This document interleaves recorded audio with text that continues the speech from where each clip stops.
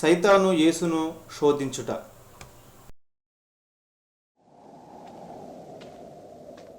సేవ ప్రారంభించినప్పుడు యేసు వయస్సు 30 సంవత్సరాలు. పరిశుద్ధాత్మ పూర్ణుడై యోర్దాను నుండి బయటికి రాగా ఆత్మచేత నింపబడి 40 దినములు అరణ్యములోనికి వెళ్లి అపవాది చేత శోధింపబడెను. అప్పుడు ఆయన ఏమీయూ తినలేదు.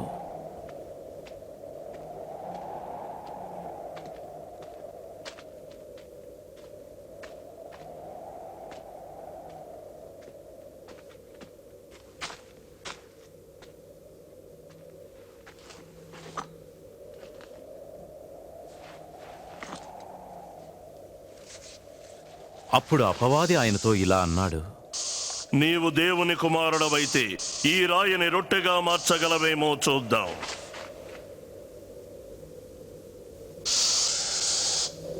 ఇలా రాయబడింది, మనుషుడు రొట్టె వలన మాత్రం కాదు, దేవుని యొక్క ప్రతి మాట వలన జీవించును.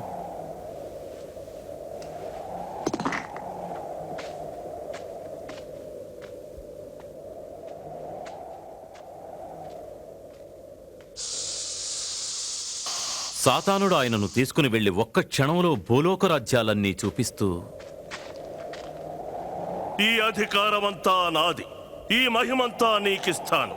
అది నాకు అప్పగించబడింది. అది నేను నా ఇష్టం వచ్చిన వారికి ఇవ్వచ్చు. నాకు మ్రొక్కితే ఇదంతా నీదే అవుతుంది. నీ దేవుడైన ప్రభువును మాత్రమే ఆరాధించి ఆయన్నే సేవించమని వ్రాయబడి ఉంది.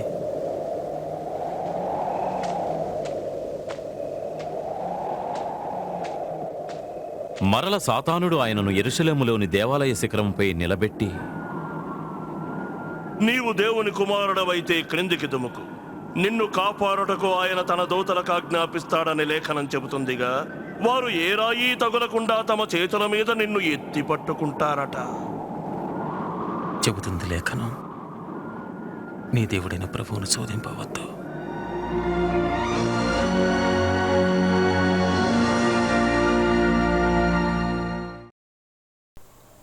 యేసుకు వచ్చిన 3 రకములైన శోధనలు ఏవి?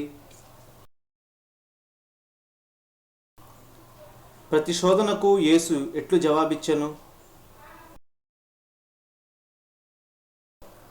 నేనెట్లు శోధింపబడుదును?